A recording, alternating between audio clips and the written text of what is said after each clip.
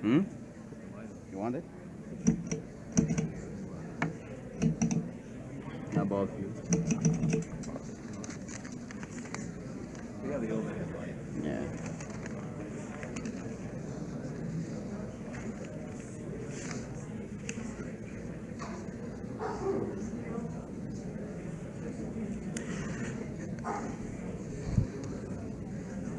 Yeah. Good evening, ladies and gentlemen.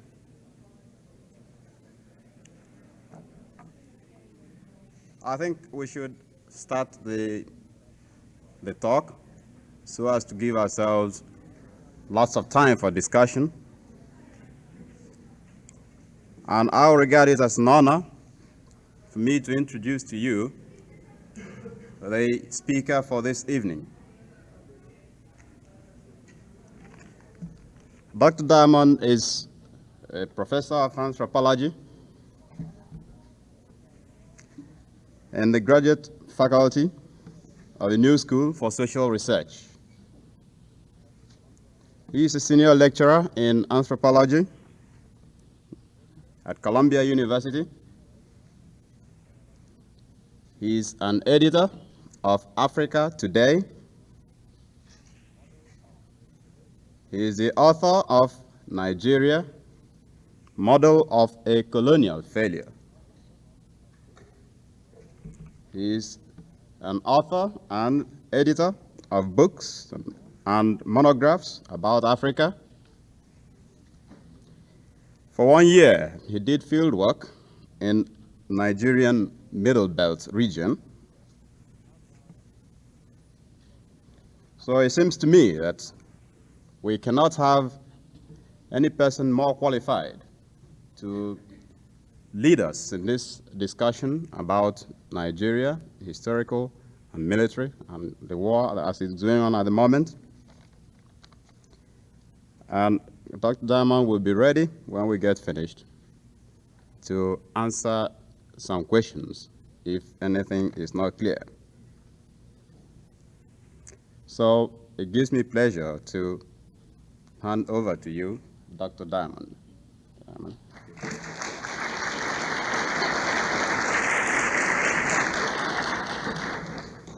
It's a great pleasure to be here.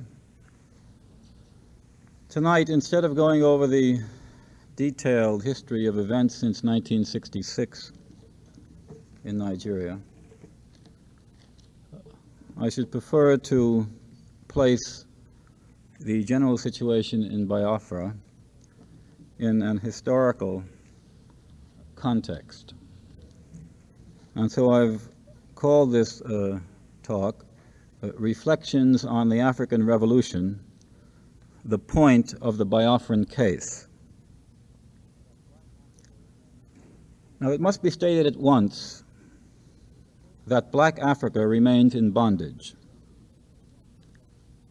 The hopes concerning the possibilities for revolutionary and progressive change have not materialized.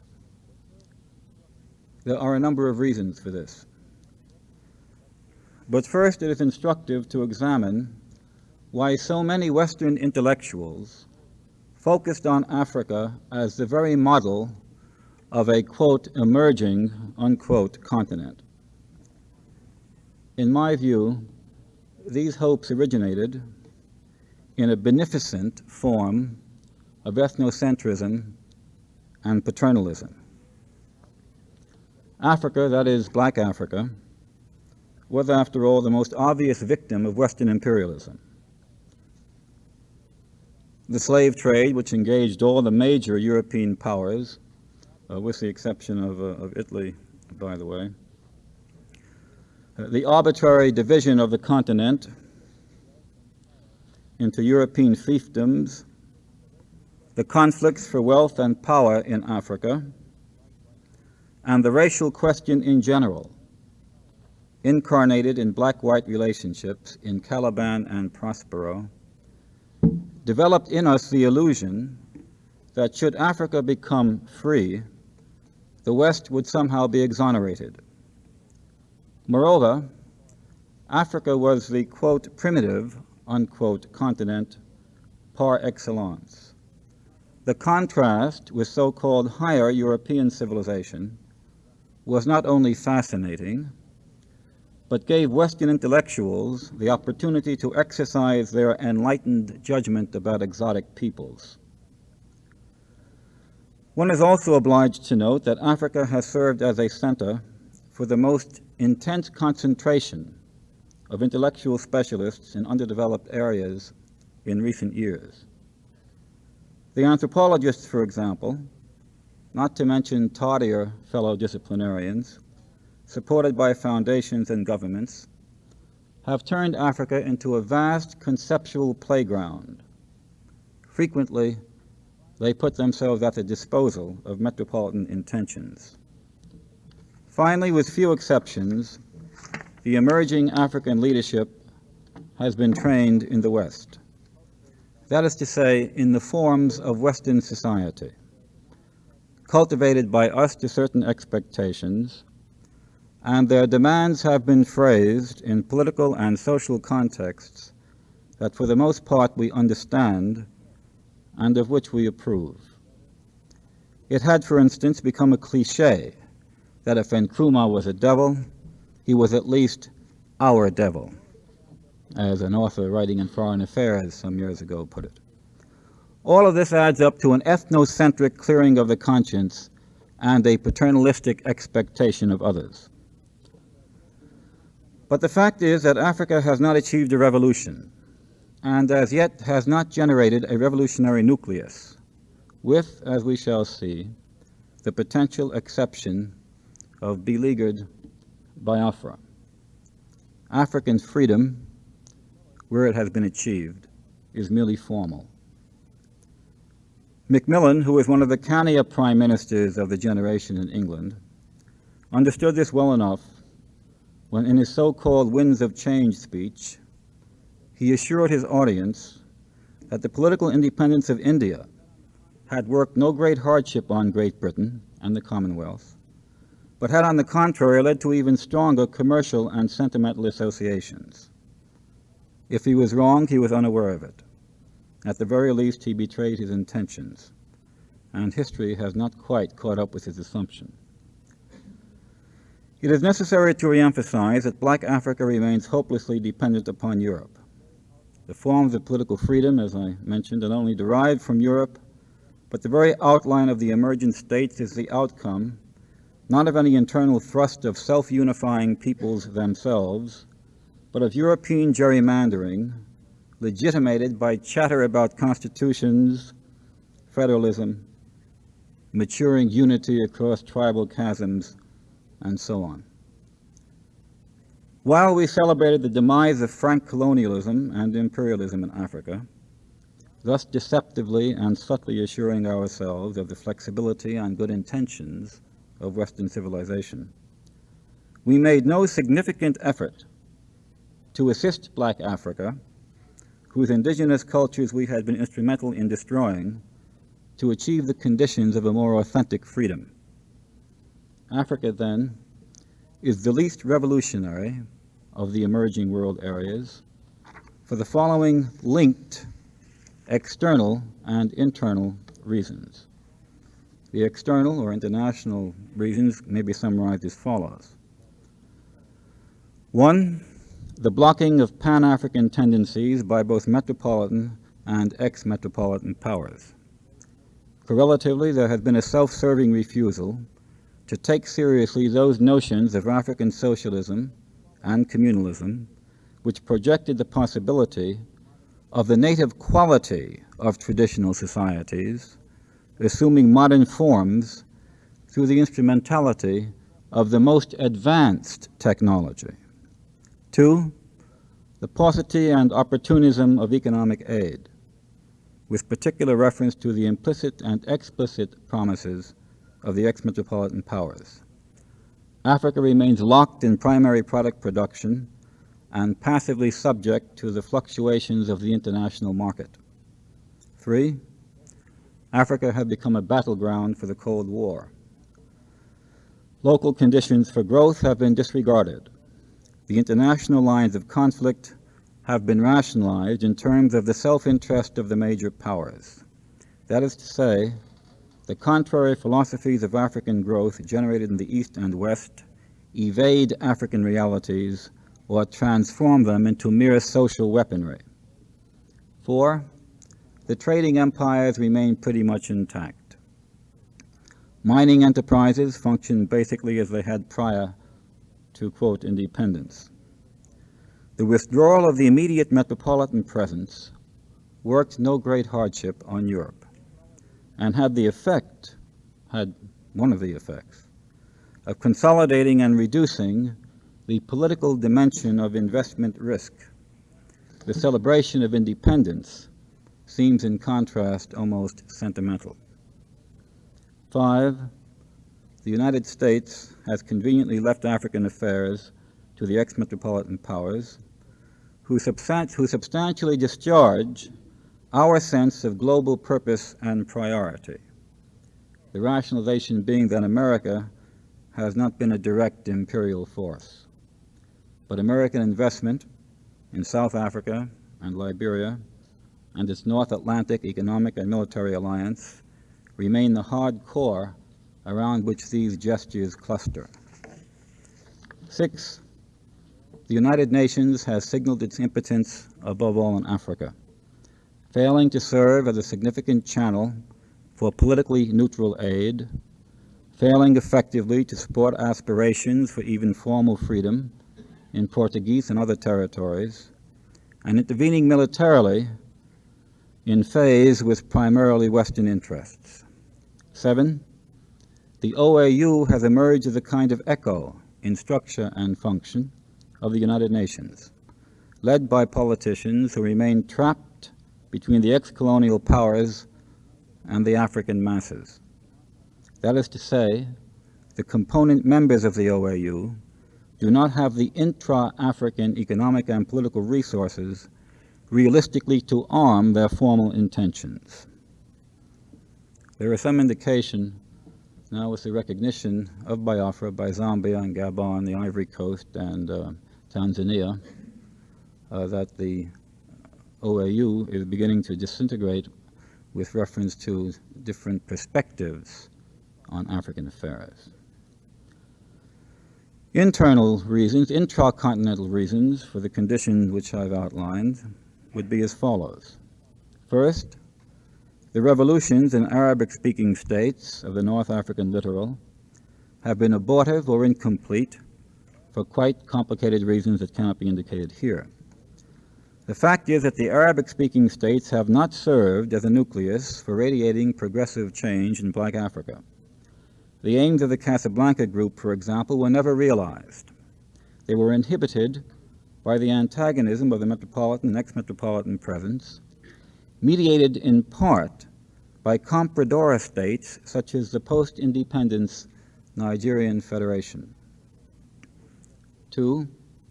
In sub-Saharan Africa, the only industrial power that could have helped consolidate growing progressive forces in South Africa is South Africa, and it's obviously impossible for that state, by internal definition, to perform such a role. 3. Metropolitan-trained political elites have little connection with the masses. 4. Entrenched bureaucracies and civil servants, along with the intelligentsia and most local business interests, demand immediate prestige and profit, replicating the colonial mold, which is antithetical to both the economic and political dimensions of revolutionary discipline and national growth. 5. There is a lack of, and all too often a lack of concern with broadly based technical education, which is an aftermath of colonialism. 6. Underemployment, unemployment, and migrant labor, swollen, eclectic, slum-ridden cities pose problems that have not yet found even theoretical solutions. 7. The collapse of traditional cultures, the instability of transitional forms, and the inadequacy of modern forms have led to a condition which may be designated as one of disintegrative transition. 8. The power of the military as guardians of colonially formed boundaries and civil order is a symptom of stasis, that is, of the freezing of state after state by force of arms in a colonial, or rather neo-colonial, status quo.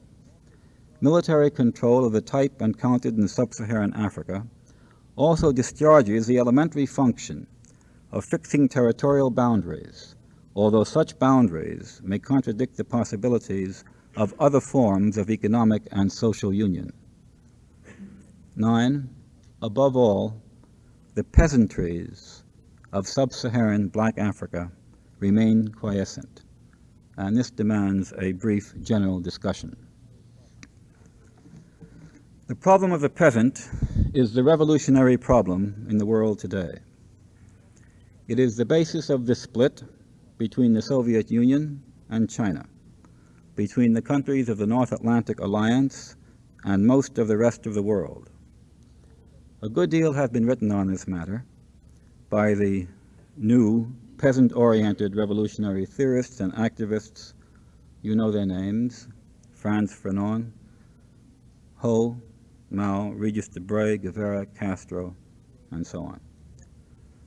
However, it should be noted that the Russians were aware of the importance of the international peasantry, despite their apocalyptic presupposition about the vanguard role of the industrial working class, but abandoned all practical efforts in the mid-1920s. Their domestic problems with their own largely peasant population and their convulsive attempts at solution, forced collectivization, and so on, were probably the major reasons for their manifest lack of direct concern with peasantries elsewhere. Moreover, the general theory of building socialism in one country took increasing hold in a Western context that hardly offered any alternative, while blocking means of effective political or social communication with the range of peasant types. However, the extent and variety of peasant culture areas would probably have made any sustained effort quixotic. We in the West, particularly in the North Atlantic countries, do not perhaps fully understand the importance of the peasantry. In the West, peasants have been what we can call a self-liquidating social type since the rise of commercialism and industrialism. The proportion of people on the land constantly diminished. In the UK, for example, it's currently about 7%, roughly the same in the United States. And those remaining are, of course, not peasants, but full-fledged farmers. Therefore, the problem of the peasant qua peasant has solved itself, albeit in a capitalistic framework. This is not true elsewhere. That is to say, the processes of urbanization and industrialization, linked to the revolutionary ascendancy of the bourgeoisie in most of Europe, quickly reduced the ranks of the peasantry, and cash-cropping businessmen farmers emerged, while the new technology converted the countryside into an extension of the city. This has not happened, or it's happened to a minor degree, in Africa, in Asia, Latin America, the Near and Middle East. There, the peasantries, in some areas, declining to rural proletariats, have the potential to become restive or are already revolutionary. Their emergence in new rural forms, their relationship to the national institutions and to the urban populations, their actual and potential political weight are central to any projection of the future that we care to entertain on a global scale. Unlike the Western self-liquidating peasantry, the existing peasantries of most of the world will not wither away through social and economic attrition. Their intolerable condition and their self-consciousness will not wait upon the blind processes of urbanization and industrialization, which change the social contours and demography of Europe. The peasants are there. They constitute most of the world's population. They are the poor who are getting poorer, both intranationally and internationally, as the modern world gets richer, its particular internal disparities aside for the moment. The problem of the peasant is multidimensional. On the one hand, he is suspended between primitive subsistence cultivation and a market economy. Even in so-called closed peasant communities within larger national frameworks, the relative absence of marketing connections, as in parts of Bolivia, does not inhibit direct or indirect political or religious ties to any given establishment. But by and large, it is the association with the national market that provides the paradigm for the peasant's linkage to the larger, politically organized national center. That is to say, what has already been said by a number of theorists, a peasantry represents a part culture. Peasants have characteristically functioned and emerged in, quote, archaic civilizations of one type or another. Their voluntary associations with the center have never been strong. As in the pre-revolutionary Russian Mir, there were no tight state controls, but rather tribute was paid in kind or in labor service, granted through the mediation of an internal indirect ruler. Peasants in the emerging world, and in Africa particularly, are not closely wedded to the state in any positive sense. Such peasantries have materialized as a result of the collapse of archaic political societies under the onslaught of colonialism, as in northern Nigeria, or they have developed from the entrapment of primitive peoples in modern markets and new political contexts.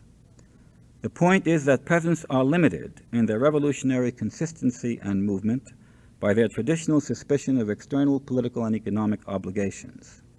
This is in the nature of the structural position of the peasant as we examine it historically. At the same time, if the peasant is able to reach a reasonable accommodation with an external authority, the trajectory of that accommodation tends to be self-reinforcing, as, for example, in northern Nigeria, and revolutionary activity may be regarded more of a threat than a hope.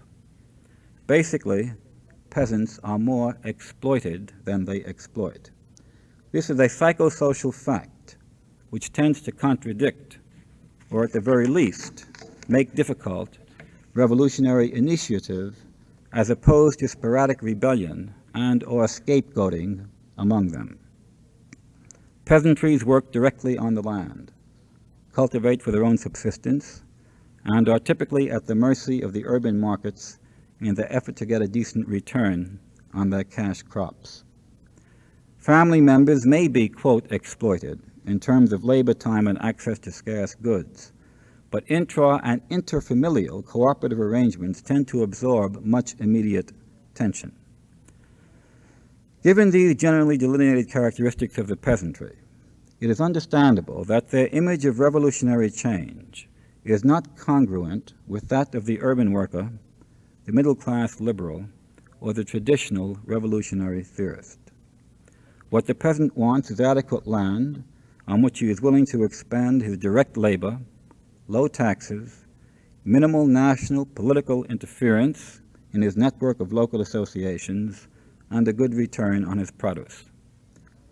The peasant who has been motivated to emerge from a prior condition of intolerable exploitation tends to stop his revolutionary movement at the goals just mentioned.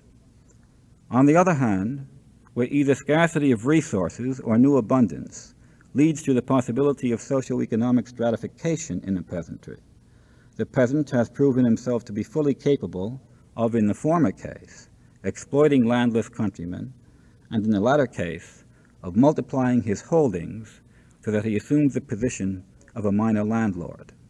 In any case, the generalization that ordinarily the peasant works directly on the land and does not permanently exploit anyone holds. Moreover, it tends to constitute the peasant's image of himself. We conclude that the peasant must be stimulated to fully coherent and purposeful revolutionary activity by cadres who claim a total view of the emerging social condition for three reasons. One, tenuous identification of the peasantry with the national center. Two, paradoxically, the conservatism of the peasantry when it has made some accommodation to the center. And three, the incomplete character of the peasant's revolutionary aims.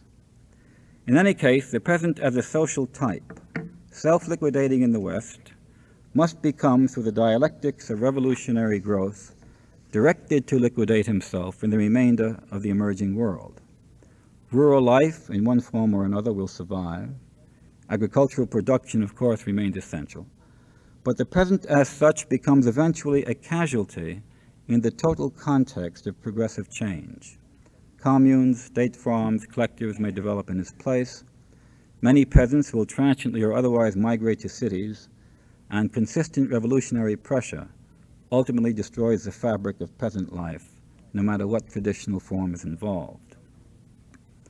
All of these paradoxes and historical accumulations serve as obstacles in furthering national and or socialist revolutions, wherein the majority of people remain peasants, and where they cling to a ameliorative view of their own best interests as peasants.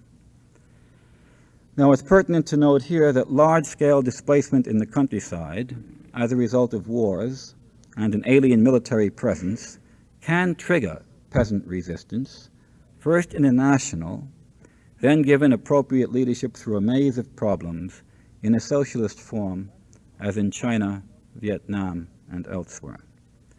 But that requirement is itself a measure of peasant inertia in the total revolutionary process.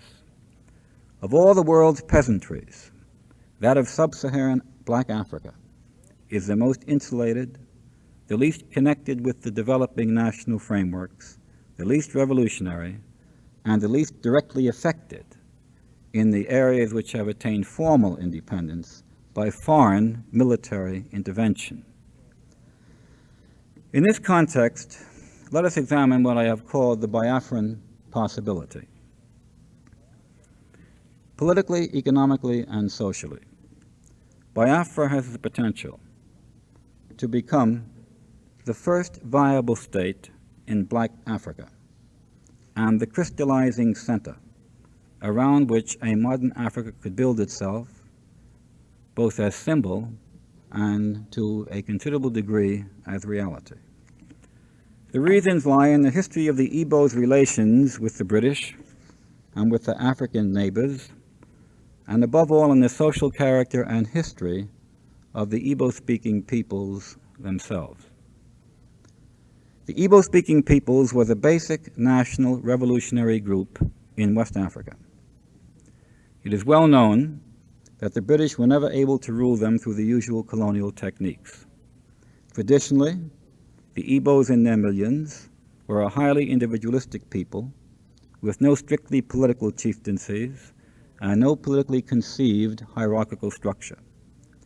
People so organized are difficult to control, since there is no inherent leverage on them, and they retain flexibility of response to what anthropologists euphemistically call acculturation. Among such peoples, for example, the Anaguta of the high plateau of northern Nigeria, this flexibility was shown in efforts to evade any imposition of exterior civil authority, whether colonial or Nigerian. But for the Igbos, given the history of trade and missions among them, another choice was both possible and desirable. Under colonialism, the original social character and independence of the Igbos were transformed into a vast effort at self-modernization. Unlike peoples whose lives are organized in hierarchical structures, they were not in the manipulatable position of having change filtered through to them in ways that were beneficial to an elite of chiefs or permanently entrenched interests. It was typical of the Igbos that they complained bitterly of the absence of technical education, and that they had no wish to reproduce themselves in the image of the colonial power. However anachronistically and naively, they tended to look toward the United States, where many of their leaders were educated, as the model of a successful anti-colonial democratic and entrepreneurial society. Moreover, the saturation of the Igbo heartland by Irish Catholic installations, including primary schools, was hardly a mechanism for converting Igbo speakers or Easterners generally into Anglophiles. Another factor in the emergence of a coherent Igbo nationality was the fact that Nigeria had become, in effect, an Igbo diaspora.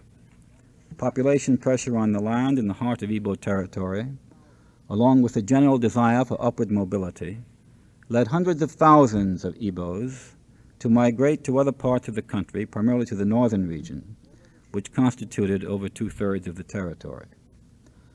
Although the superimposed entity known as Nigeria was a British creation, the efforts to achieve internal coherence and the image of a Nigeria unified from the inside were generated primarily by those Igbo migrants.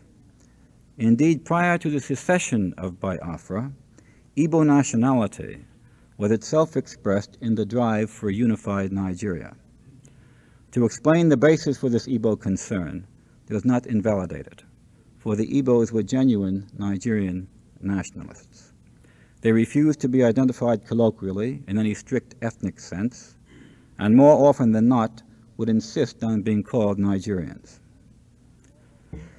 The chaotic and tragic history of the years immediately following independence and the political maneuvering that finally resulted in the clear-cut hegemony of the North need not be recapitulated here.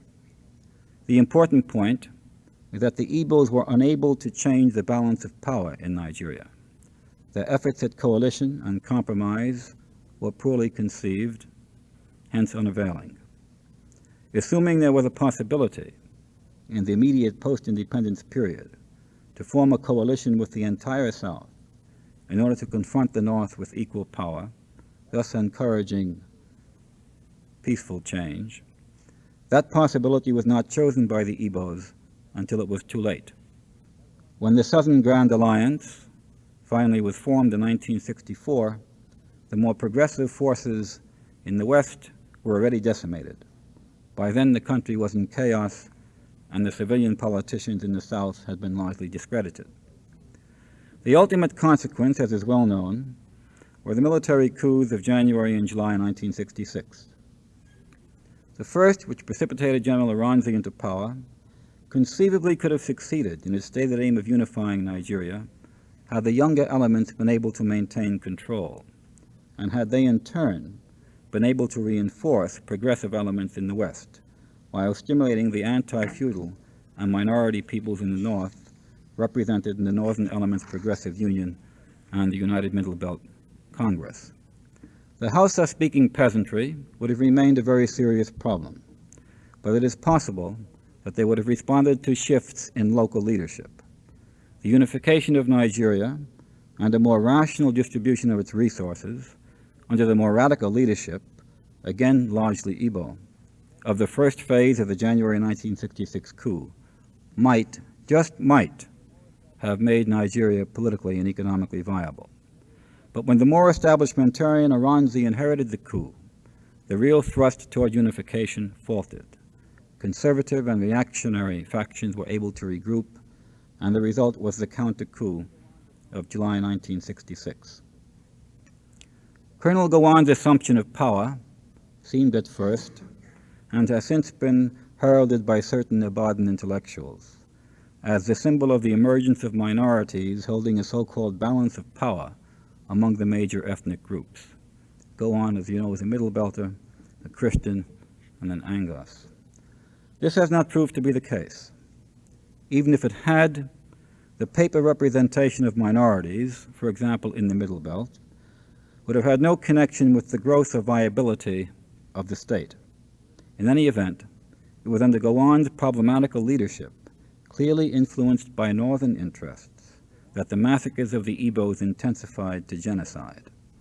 Though Gowon was not immediately responsible, as head of state, he must bear the ultimate burden of his inability to preserve civil order. It must be noted that Aranzi had undertaken a judicial inquiry into the initial systematic pogrom of May 29, but was deposed at the end of July, coincident with the second series of killings. The proposed inquiry was aborted, and no subsequent judicial action has come to term. At the core of the Biafran venture are the 30,000 Igbo speakers and other Easterners who were slaughtered through October 1966 and the near 2 million refugees who have returned to their homeland and been largely reabsorbed into their extended families. Their moral solidarity, rooted in both terror and a sense of the possible, is absolute. To understand that for them, there is no road back to any entity resembling the former Nigerian Federation, one must recognize the efforts they expended in working toward a united Nigeria, their shocked recognition of the political errors they have made, and the brutalities they have undergone. Their political and social coherence of former days has been transmuted into an authentically modern nationality. This consciousness of kind is evident through all ranks and classes of the population, and that includes the peasantry, which comprise still the great majority of Igbos. Under intolerable external pressure, heightening as this war persists, a national peasantry with an Igbo nucleus has been forged in Biafra, a peasantry responsive to the national leadership and the situation in the cities. Although new in certain respects, the national consciousness was foreshadowed in the structure of the Igbo improvement unions that existed wherever the Igbos settled in Nigeria. In a sense, these unions were the national possibility in microcosm. Most, if not all, Igbos in a given area would belong to one of them. The constituency was typically composed of rich merchants, houseboys, policemen, petty traders, professionals, and so on. But as members of the improvement union, they were equally Igbo together, perpetuating in a different form the aboriginal social character of the people. In other words, the educational, mutual aid, and latently political functions of these unions overrode distinctions of class and status. National identity had priority over other interests. This is not to say that other interests were obliterated. It was rather a matter of discharging immediate needs by the most historically feasible means. The unions also enabled Igbos to maintain connections with their areas of origin, both rural and urban. This meant that the improvement unions outside Igbo land implicitly served as the national nucleus for the Igbos, while explicitly supporting the idea of a unified Nigeria. When the latter possibility was reduced through political misjudgment on the part of the Igbos themselves, and finally obliterated by their being victimized, the nationality in microcosm, which the unions symbolized, they represented, was turned inward, and the result was the authentically national emergence of Biafra. In historical sequence, then, the aboriginal egalitarianism, individuality, and self-identification of the Igbo-speaking peoples was symbolically expressed in the unions, which today help us understand the basis and depth of the Biafran nationality. Those who emphasize the existence of class distinctions among Igbos in Biafra, Ojukwu, for example, stems from one of the richest families in Nigeria, underestimate the primary importance of national identification. There may be struggles between conflicting social and economic interests in the former eastern region of Nigeria, but from now on they will occur within the arena of nationality. This has happened elsewhere in the world, and abstract analyses of tensions within Biafra do not come to grips with the dynamics of the situation. It does not necessarily follow, in terms of absolute logic, that Igbo nationality must inevitably coincide with formal political sovereignty, that is, statehood. It is conceivable that should negotiations take place without a priori conditions, a point which is now being disputed, and should sufficient guarantees be given for the safety of the peoples of the former eastern region, some kind of confederal arrangement could be worked out that would maintain the nominal existence of the old Nigeria. What is entirely clear is that the main center of development in Nigeria will remain in the East because of its coherent nationality, its mobile, individualistic, and industrious people, and its economic resources. Indeed, it is impossible to imagine a viable Nigeria without the East. With this in mind, it is possible to anticipate international arrangements between a politically independent Biafra, Nigeria at large, and West Africa as a whole, in which Biafra could assume the generative but not dominating role that had been envisaged for Ghana. The pre-war Nigerian nationality was always largely nominal. What substance it had having been attributable mainly to the Igbos' self-identification as Nigerians. Today, the Igbos no longer serve as pan-Nigerian catalysts, though by an ironic twist, the Igbos as victims and enemies continue serving as a basis for Nigerian identity. By turning the Igbos into scapegoats and by attacking the Igbos, those who now claim to be Nigerian Unitarians are able to generate a mechanical sense of identity. But in no area outside the East has there emerged an authentic modern nationality, rooted in Aboriginal organization and transitional and modern political and social forms. The Hausa-speaking peasantry was subordinate prior to colonialism and remains so. The minority peoples of the Middle Belt were for the most part, quote, tribal. That is, they concentrated on subsistence production and had no associations that fulfilled the imperatives of modern development. The Yoruba-speaking peoples maintained a hierarchical structure. They were deeply split aboriginally, and their divisions have been dramatically evident in the post-colonial period. I should add as a footnote that the contemporary split that is since independence among Yoruba-speaking peoples was in part the result of manipulation between the NCNC and the NPC at the center, and I should be glad to talk about that if anybody is interested. So it is the Igbos, now the pariahs of Nigeria, who are helping the others to construct the fiction of their own national identity. But the aggressor's sense of unity is almost always a fiction. It is the victim who learns the real name of the game. The federal government attacked the Igbos, those premature Nigerian Unitarians, in the name of unity, and so generated an illusory strength, the strength of the aggressor, who resents the faith that was invented by the victim and imposed on the others. The Igbos are attacked because they now must oppose what they in large part originated, and thus they are charged with betraying the adopted cause of the others. There is more than a suggestion of the historical psychology of anti-Semitism here. In the foregoing sense, the Igbos are certainly the Jews of Nigeria, an ethnic parallel that applies in other ways as well. Having considered themselves citizens of the world, the Igbos had nurtured the idea of common citizenship with all the people among whom they lived. To inquire into the precise identity of an Igbo was to insult his sense of fraternity with other Africans in Nigeria. Being an Igbo was a private affair, perhaps a source of pride, but the public image was Nigerian. Obviously, this is no longer true. The Igbos have been driven home. They have discovered through catastrophe that their public definition is Igbo.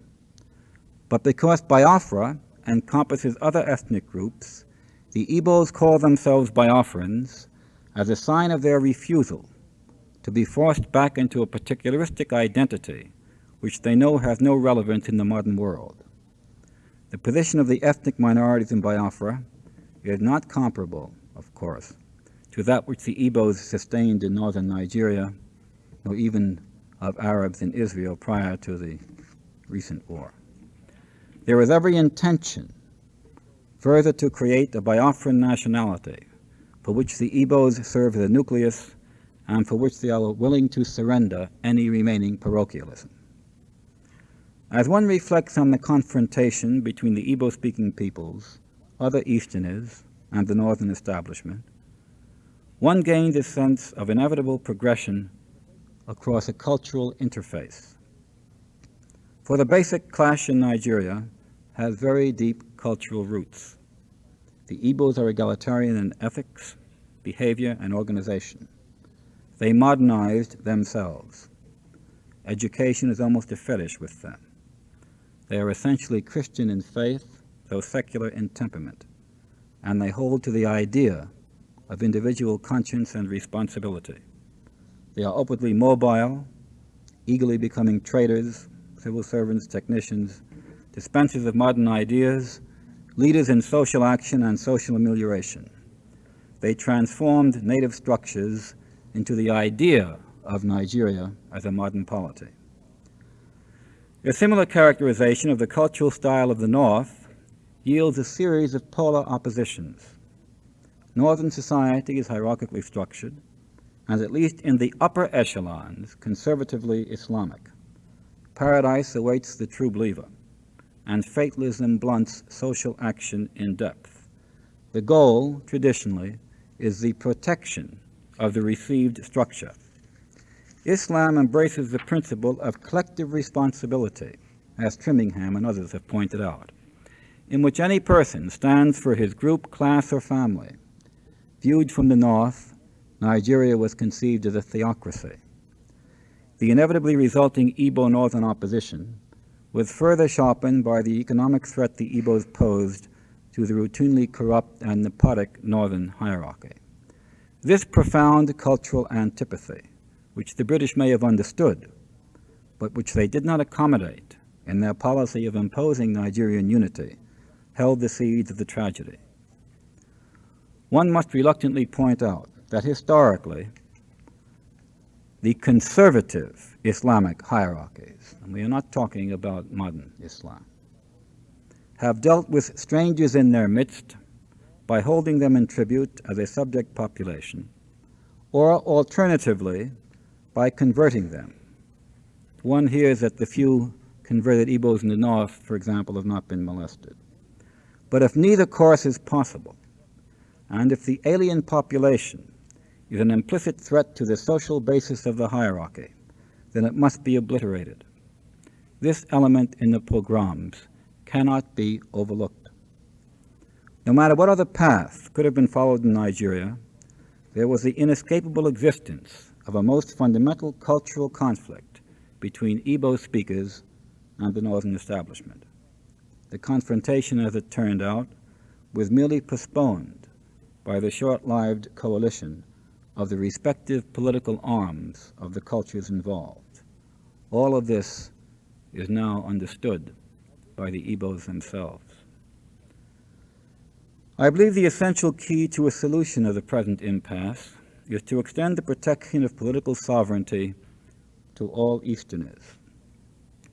The best statement of this that I've seen is in the Tanzanian formal declaration of recognition. It is first of all a question of humanity. But beyond that is the question I raised in the beginning, the question of creating an autonomous and viable Black Africa from a possibility such as that offered by Biafra, both as West African catalyst and Pan-African symbol. Biafran nationality, with appropriate political boundaries and fruitful Pan-African associations, could prove to be Africa's last real chance in the foreseeable future. I should like to conclude by saying one word about tribalism, so-called, to reemphasize that what we confront in Biafra is the consolidation of a modern people.